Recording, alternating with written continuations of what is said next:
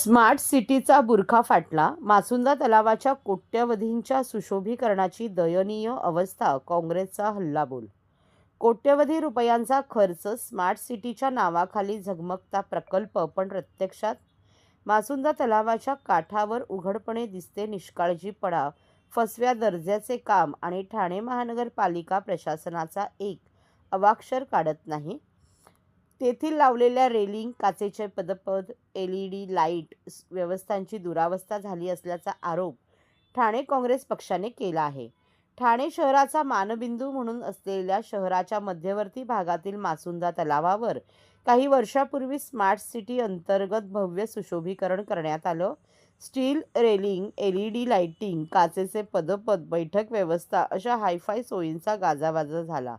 पण आता या सर्व सुविधांची झालीये धूळधाण.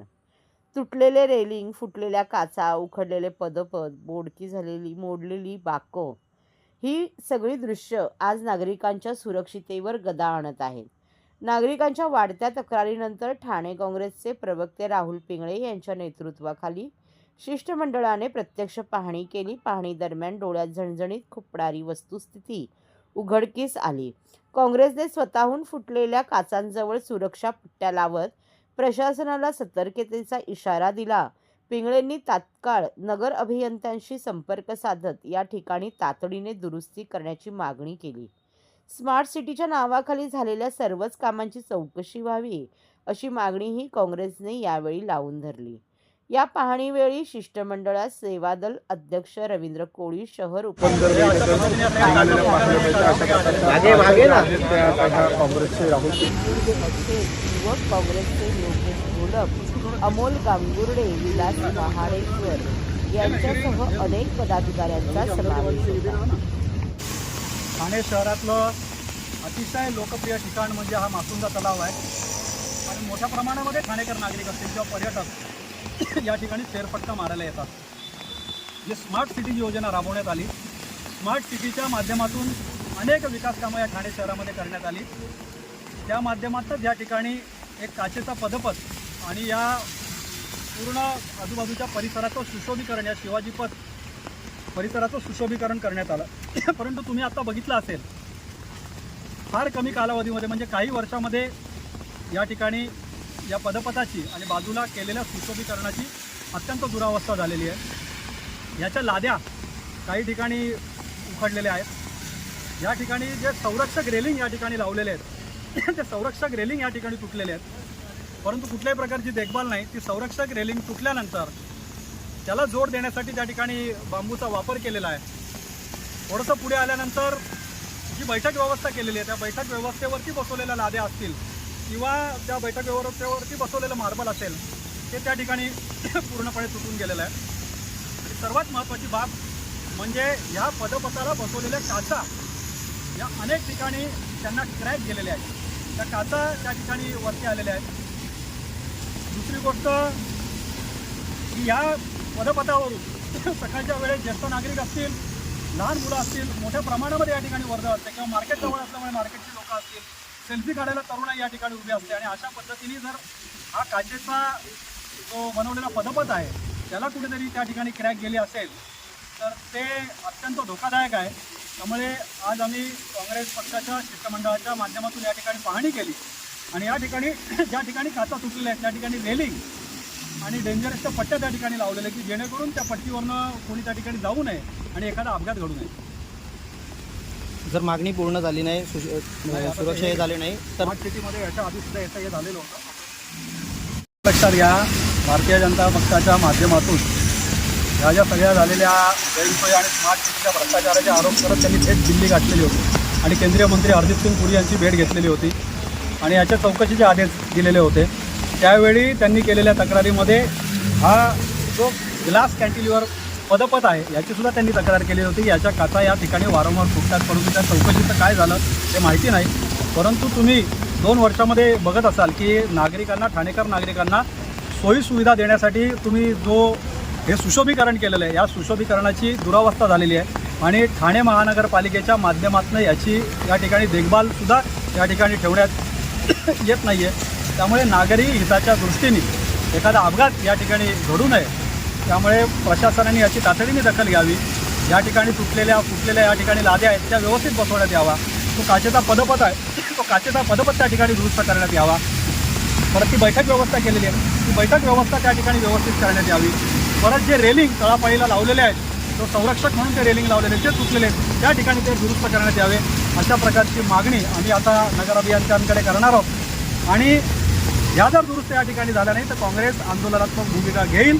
आणि याबरोबर आमची एक मागणी अजून अशी असेल की स्मार्ट सिटीच्या माध्यमातून केली गेलेली कामं आणि स्मार्ट सिटीच्या माध्यमातून चालू असलेली कामं, मग हे तलावाचं सुशोभीकरण असेल, चौपाट्यांची केलेली कामं असतील किंवा सॅटिजसारखं या ठिकाणी काम असेल, अनेक विकास कामं किंवा अर्बन रेस्टरूम त्या बनवलेल्या असेल, पुन्हा एकदा या सर्व कामांची तपासणी झाली पाहिजे की स्मार्ट सिटीच्या माध्यमातून केलेल्या कामांची स्थिती काय आहे आणि त्याची खरोखर निगा राखली जाते का, देखभाल राखली जाते का, की ठाणेकर नागरिकांना त्याचा त्रास होतो.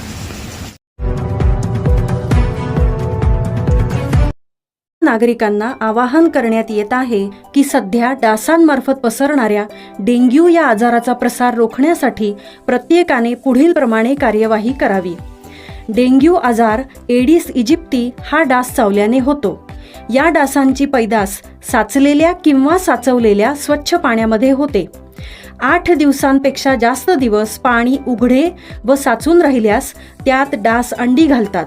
अंड्यांच्या अळ्या तयार होऊन पुढे डास तयार होतात. यासाठी आपल्या घरातील पाणी साठे उदाहरणार्थ बॅरल्स, पिंपे, टाक्या, हौद, रांजणे इत्यादी दर आठवड्याला रिकामे करून घासून पुसून कोरडे करून पुन्हा भरावे. 1 दिवस कोरडा दिवस म्हणून पाळावा.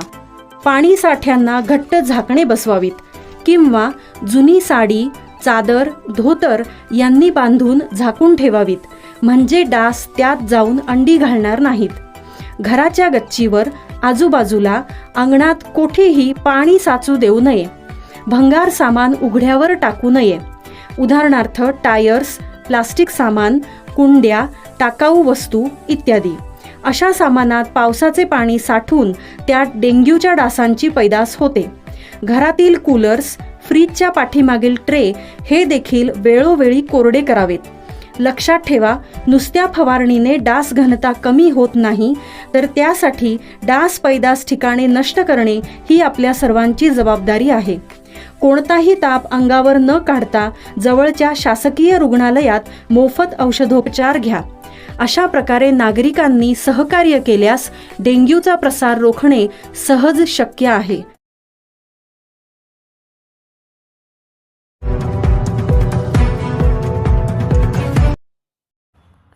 येऊरमध्ये बांधकाम साहित्याच्या गाड्या परवानगीशिवाय नेण्यावर निर्बंध. येऊर हे पर्यावरणाच्या दृष्टीने संवेदनशील क्षेत्र आहे. ठाणे महापालिकेच्या शहर विकास विभागाने दिलेली माहिती, बांधकाम परवानग्या असल्याशिवाय येऊरमध्ये कोणत्याही प्रकारचे बांधकाम साहित्य नेता येणार नाही. तसेच ज्यांना बांधकामाची परवानगी मिळाली असेल त्यांनीही वन खात्याच्या प्रवेशद्वारावरील चौकीदार त्याविषयीची रीतसर नोंद, बांधकाम साहित्याचा प्रकार, गाड्या यांची सविस्तर माहिती देणे बंधनकारक करण्यात आले आहे. येऊर येथील अनधिकृत टर्फवर माननीय उच्च न्यायालयाच्या निर्देशानुसार कारवाई सुरू आहे. त्याचा आढावा महापालिका मुख्यालय येथे झालेल्या बैठकीत आयुक्त सौरभराव यांनी घेतला. महापालिका आयुक्त सौरभराव यांच्या अध्यक्षतेखाली झालेल्या या बैठकीस अतिरिक्त आयुक्त प्रशांत रोडे, पोलीस उपायुक्त प्रशांत कदम, संजय गांधी राष्ट्रीय उद्यानाचे परिक्षेत्र वन अधिकारी मयूर सुरवसे, विधी अधिकारी मकरंद काळे, उपायुक्त शंकर पाटोळे, उपायुक्त दिनेश तायडे, उपायुक्त मधुकर बोडके, शहर विकास विभागाचे कार्यकारी अभियंता देवेंद्र नेर आदी उपस्थित होते. येऊरमधील अनधिकृत व्यावसायिक बांधकामांचे सर्वेक्षण करताना शहर विकास विभाग, मालमत्ता कर विभाग यांच्या मदतीने अतिक्रमण विभागाने प्रत्यक्ष पाहणी करावी. त्यात सर्व अनधिकृत व्यावसायिक बांधकामाचे त्यांच्या प्रकारानुसार वर्गीकरण करावे. येऊर हे अतिशय संवेदनशील क्षेत्र आहे. वायुसेनेकडून तेथील बांधकामे, रोषणाई याबाबत तक्रारी आलेल्या आहेत. त्यावर तात्काळ कारवाई करावी. तसेच या क्षेत्रात प्रखर क्षमतेचे दिवे वापरणेही प्रतिबंधित आहे. त्यामुळे उच्च दाब क्षमतेचा वीज पुरवठा देताना दक्षता घेण्याचे निर्देश महापालिकेकडून महावितरण कंपनीला जातील, असेही आयुक्त राव म्हणाले. खाजगी बंगले मालकांनी त्यांच्या जागेत अवास्तव रोषणाई करू नये, ध्वनिवर्धक वापरू नये आणि फटाकेही फोडू नये, असेही आयुक्त राव यांनी या बैठकीत स्पष्ट केले. या संदर्भात गेल्या काही काळात येऊरमध्ये 188 जणांना नोटिसा बजावण्यात आल्या आहेत, तर फटाके फोडणे, ध्वनिवर्धक वापरणे आदी प्रकरणात 18 गुन्हे दाखल करण्यात आल्याची माहिती पोलीस उपायुक्त परिमंडळ 5 प्रशांत कदम यांनी दिली.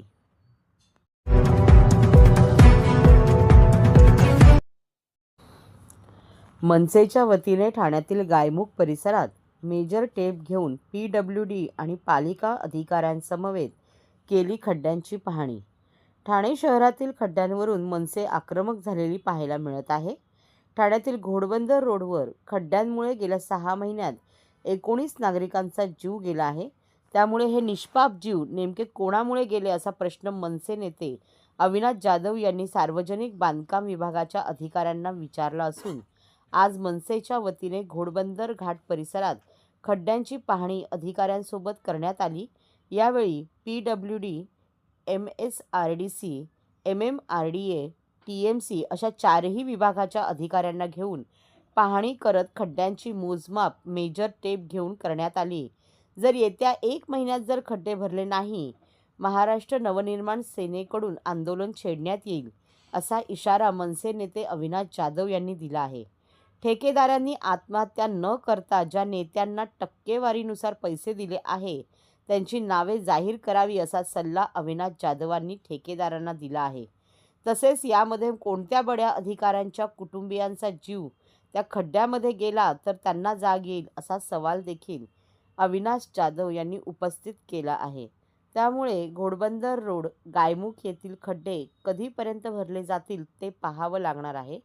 यावेळी मनसे नेते अविनाश जाधव यांनी पत्रकारांशी बोलताना दिली. सदर प्रसंगी मनसेचे पदाधिकारी, कार्यकर्ते, मनसैनिक यावेळी मोठ्या संख्येने उपस्थित होते. मला एक सांगू का, फक्त पीक आवरला नाही, घोडबंदर रोडला जर तुम्हाला वसईला जायचं आहे किंवा मीरा भाईंदरला जायचं आहे तर तुम्हाला जायला आणि यायला 2-2 तास लागतात. हा जो घाट आहे घोडबंदरचा, रेतीबंदरचा जो घाट आहे, त्याची परिस्थिती एवढी वाईट आहे की तुम्ही तिथनं वर येताना तुम्हाला बाईकवर असाल किंवा गाडीत असाल तर कधी ट्रक तुमच्या अंगावर पलटी मारेल याचा काही भरोसा नाही. कारण अख्खा रस्ता हा खराब झालेला आहे आणि त्याच्यामुळे वरचा भाग खराब असल्यामुळे ही ट्रॅफिक वसईपर्यंत जाते, इकडे मीरा रोडपर्यंत जातो. आणि हा काही आजचा प्रश्न नाही आहे. मागील 8-9 वर्ष मी जेव्हापासून पालघरचा मनसेचा जिल्हाध्यक्ष झालो तेव्हापासून मी जातो येतो. दर दिवशीचा हा प्रॉब्लेम आहे. म्हणजे एखादी ॲम्ब्युलन्स जर आतमध्ये अटकली किंवा एखादी बाई आतमध्ये अटकली तर तिला पूर्ण ट्रक ते बाहेर येत नाही, तोपर्यंत तुम्ही काही करू शकत नाही. एखादा ट्रक बंद पडला तर तो ट्रक बाहेर काढेपर्यंत पुढचे 2-4 तास तुम्ही जागेवर उभे राहा. अनेक वेळेला ठाणे टू वसई हे अंतर 4-4, 5-5 तासाचं होतं. सो याच्या बाबतीत आज आम्ही सर्व खात्याच्या अधिकाऱ्यांना बोलवलं होतं. मुळात याला एक मायबाप नाही. या घोडबंदरच्या 10-12 किलोमीटरच्या रस्त्याला PWD आहे, MMRD आहे, ठाणे महानगरपालिका आहे, मीरा भाईंदर महानगरपालिका आहे, वन खातं आहे, असे विविध डिपार्टमेंटने हा ग्रासलेला रस्ता आहे. आज आमच्या ठाण्यामध्ये यायला कुठल्याही बाजूने या, तुम्हाला ट्रॅफिक हे लागतंच. आणि त्याच्यानंतर घोडबंदरची ट्रॅफिक ही अतिशय विचित्र आहे. 2 दिवसापूर्वी 2 बाईकस्वारांचा ॲक्सिडेंट झाला, त्यात एकाचा मृत्यू झाला. गेल्या आठवड्यात 22 वर्षाच्या एका मुलीचा मृत्यू झाला. मागच्या 6 महिन्यात जवळजवळ 18 ते 19 लोकांचा मृत्यू या घोडबंदर रस्त्यावर खराब रस्त्यांच्या कामामुळे पडून झालेला आहे. तो मला असं वाटतं की हे लोक ठाणेकरांच्या जीवाशी खेळतात. नेहमीच आमचे नेते मंडळी 1000 कोटीची निधी आणली, 15,000 कोटीची निधी आणली, 20,000 कोटी निधीचे आकडे फेकतात. परंतु प्रत्यक्षात जर तुम्ही रस्त्यावर आलात तर ते सगळं धोतांड आहे, ते सगळं खोटं आहे. फक्त मोठमोठे आकडे आम्हाला सांगणं आणि ठाणेकरांची फसवणूक करणं हेच राजकीय नेत्यांकडनं इथे होतं आहे. घोडबंदर रस्त्याची परिस्थिती ही अतिशय वाईट आहे. घोडबंदरला पाणी नाही, रस्ते नाहीत, खड्ड्यांचा प्रश्न, कचरा उचलायला लोक नाहीत, अशा समस्या घोडबंदरला आहेत आणि फक्त नवीन टॉवर उभं करणं आणि नेत्यांच्या बोलबच्चन ऐकणं एवढंच घोडबंदरला आता काम राहिलेलं आहे. PWD वन खात्यावरती वन जातं, PWD आणि ट्रॅफिक मला मला मला एक कळत नाही, वन खात्याची एक वैशिष्ट्यता आहे. रस्त्याचं काम जे आहे रस्त्याचं एक 25 फुटाचा रस्ता मिळाला तर तो रस्ता मोठा होईल, बरोबर आहे. पण त्याला वन खातं परमिशन देत नाही, परवानगी देत नाही. नागपूर, दिल्ली सगळीकडे ती फाईल फिरते आहे. पण तिथनं जरा तुम्ही पुढे गेलात तर अनेक झोपड्या बनलेल्या आहेत, आपला जयपूरला फार्म हाऊस बनलेला आहे, बरोबर आहे. अनेक हॉटेल बनलेले आहेत. त्यांना परवानग्या मिळाल्या, त्या अनधिकृतरित्या झोपड्या बांधू शकतात, हॉटेल बांधू शकतात. त्या झोपड्यांना लाईट येतं, पाणी येतं, सगळं येतं. पण ज्या वेळेला मुख्य रस्ता ज्या वेळेला उभा करायचा असतो त्याला वन खातं रस्ता देऊ शकत नाही. हा कोणता नियम आहे? म्हणजे तुम्ही अनधिकृतरित्या काही करू शकता, पण अधिकृतरित्या ज्याची लोकांना गरज आहे ती गोष्ट करताना तुमच्या फायली नाशिक आणि दिल्लीपर्यंत फिरणार असतील तर मग मला असं वाटतं की मग आम्ही अनधिकृतरित्या केलं पाहिजे. अतिक्रमण आम्ही पण करायचं का मग ह्याच्या पुढे? आमचा रस्ता बनवायला आम्हाला अनधिकृतरित्या जावं लागणार आहे का? तर माझं सरकारला यात म्हणणं आहे की ठाण्यामध्ये आमच्याकडे डेप्युटी CM आहेत, परिवहन मंत्री आहेत, अनेक खाते वनमंत्री आहेत. म्हणजे सगळ्या या रस्त्याला आवश्यक असलेले सगळ्या खात्याचे मंत्री आमच्या ठाणे शहरात आहेत, बरोबर आहे. सो या सगळ्यांनी एकत्र बसावं आणि त्याच्या बाबतीत निर्णय घ्यावा. जर रोज ठाण्यातले तरुण रस्त्यात पडून मरणार असतील, खड्ड्यात पडून मरणार असतील तर याच्या बाबतीत नेत्यांनी निर्णय नाही घेणार तर कोण घेणार? तुम्ही अल्टिमेट दिला होता खड्ड्यात अधिकाऱ्यांना काढून. मी या सर्व अधिकाऱ्यांशी बोललो. या सर्व अधिकाऱ्यांच्या बदल्या या आता मागच्या 8 ते 15 दिवसात झालेल्या आहेत. त्यांनी माझ्याकडे 1 महिन्याचा वेळ मागितलेला आहे. 1 महिन्यात घोडबंदर रस्त्याला एकही खड्डा नसेल असं त्यांनी शब्द दिलेला आहे. मला वाटतं फक्त 15 दिवस जर त्यांना झाले असतील तर आपण आज आलेल्या अधिकाऱ्यांना संधी दिली पाहिजे. तो पुढच्या 1 महिन्यात बघूया लोक काय करतात. नाही झालं तर आम्ही आमच्या शब्दावर ठाम आहोत. काही मटेरियल कॉन्क्रिटीकरण करताना ज्या पद्धतीने वापरला पाहिजे त्या पद्धतीने वापर होतो का? त्यामुळे कुठेतरी हा एक भ्रष्टाचाराचा भाग आहे. कारण ज्या वेळेला टेंडर येतं त्यावेळेला पहिले 10% हे नेत्यांचे काढावे लागतात आणि जर ते 10% त्यांना अधिकाऱ्यांचे पैसे सगळ्यांचे पैसे काढलेत तर 1 कोटीच्या कामामधले पहिले 25 लाख रुपये ह्या अधिकाऱ्यांना आणि नेते मंडळींना वाटण्यात जातात. तो कॉन्ट्रॅक्टर तरी काय काम करणार आहे? जर कुंपणच शेत खातं आहे तर तो काय दर्जा देणार आहे? तर या कॉन्ट्रॅक्टरना माझी विनंती आहे, तुम्ही आत्महत्या करण्यापेक्षा कोणाला पैसे दिलेत त्यांची यादी जाहीर करा. लोकांनी यांना मारू देत, कुठल्या नेत्याला पैसे दिले, कुठल्या अधिकाऱ्याला पैसे दिले, किती पैसे दिले हे जाहीर करावं. कशाला आत्महत्या करून तुमच्या कुटुंब उद्ध्वस्त करताय? तर माझा आता काल एका कॉन्ट्रॅक्टरने आत्महत्या केली. त्या अशा सर्व कॉन्ट्रॅक्टर लोकांना माझी विनंती आहे की टेंडर घ्यायला कुठल्या नेत्याला किती पैसे दिलेत, कुठल्या अधिकाऱ्याला किती पैसे दिले ते जाहीर करा. लोकांना यांच्या घरी जाऊन यांना मारू द्या. तुम्ही कशाला तुमचं घरदार उद्ध्वस्त करताय? अविनाशजी, असा एक प्रश्न आहे की दुचाकी सवारचा अपघात होतो तर रस्ता लेवल नसतो, रस्त्यामध्ये गॅप असतो, दुचाक पडतो मारतो. मी तुम्हाला सांगतो, अतिशय निष्क्रिय दर्जाचं काम हे लोक करतात. एक रस्ता वर असतो, खड्डा पडला की तिथे पॅच मारतात. पॅच मारताना तो थोडासा वर ठेवतात आणि गाडी 4 व्हीलर जाऊ शकते पण बाईकचा टायर घसरतो तो वर केल्यामुळे आणि त्याच्यामुळे हे सगळे ॲक्सिडेंट होतात. मी नेहमी म्हणतो की जोपर्यंत ह्यांच्या घरातला कोणत्या रस्त्या अपघातात मरणार नाही ना तोपर्यंत यांना त्या ज्यांच्या घरात माणूस गेला आहे ना त्याचं दुःख कळणार नाही. एखाद्या नेत्याचा, एखाद्या अधिकाऱ्याच्या घरातला कोणीतरी गमवतील ना त्या दिवशी कळेल की रस्ते ॲक्सिडेंट, खड्ड्यांमध्ये पैसे घालणं किती वाईट आहे. शेवटचा दौरा म्हणतोय मनसेचा, काय वाटतं काम जर पूर्ण झालं? हे बघा, आज आम्ही प्रेमाने आलो आहे. आता त्या सर्व अधिकाऱ्यांनी यांनी सांगितलं मला 15 दिवस झाले. तो MMRDAचे अधिकारी सांगतात आम्ही आत्ताच आलो. हे मीरा भाईंदर महानगरपालिकेवाले सांगतात आम्हाला 2 महिन्यापूर्वीच रस्ता हँडओव्हर झाला आहे. सो ही सगळी जी परिस्थिती आहे ती एकामेकांवर ढकलायचं काम आहे. पण तरीसुद्धा जर अधिकाऱ्याला फक्त 15 दिवस झाले तर त्यांना काम करायला संधी दिली पाहिजे आणि ती संधी आम्ही नक्की देणार. 1 महिन्याच्या आत जर इथल्या ह्या रस्त्याची परिस्थिती सुधारली नाही तर आम्ही आमच्या शब्दावर ठाम आहोत.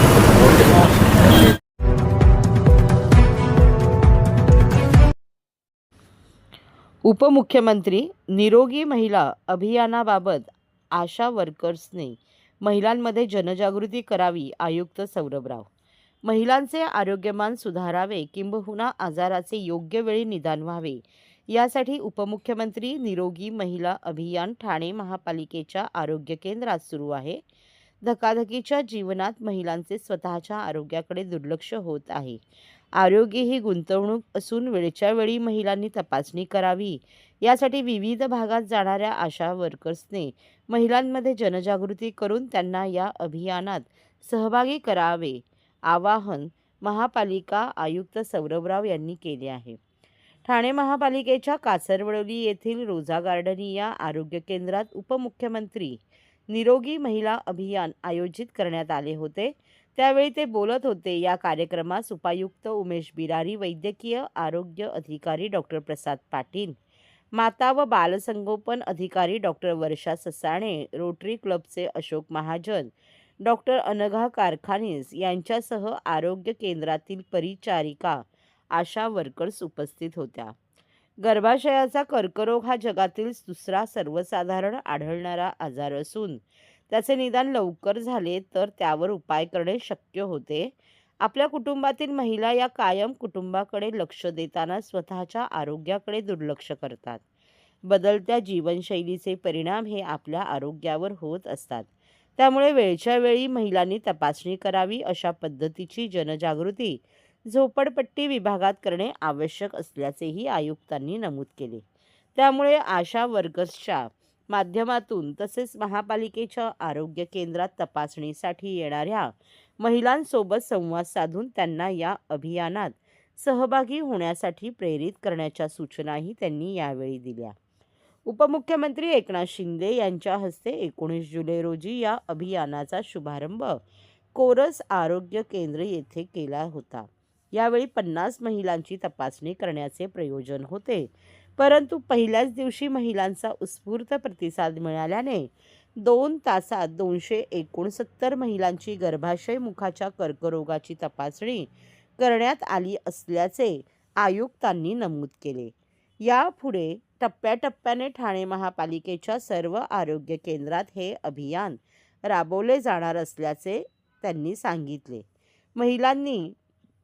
महिलांची विनामूल्य वैद्यकीय तपासणी या अभियानाच्या माध्यमातून करण्यात येत आहे. गर्भाशय मुखाचा कर्करोग 9 ते 14 वयोगटातील मुलींसाठी HPV लस, मधुमेह तसेच हिमोग्लोबिन तपासणी तसेच स्त्रियांच्या निरोगी आणि आरोग्यदायी जीवनशैलीबाबत संवाद आदींचा अंतर्भाव या अभियानात असल्याचे वैद्यकीय आरोग्य अधिकारी डॉक्टर प्रसाद पाटील यांनी नमूद केले. यावेळी आयुक्त सौरभराव रोजा गार्डनिया या आरोग्य केंद्रातील डायलिसिस सेंटर, अतिदक्षता कक्ष, शस्त्रक्रिया कक्ष आदी पाहणी केली. आरोग्य विभागाच्या माध्यमातून प्रभावीपणे हे अभियान राबवले जात असल्याबाबत आयुक्त सौरभराव यांनी आरोग्य विभागाचे कौतुक केले आहे.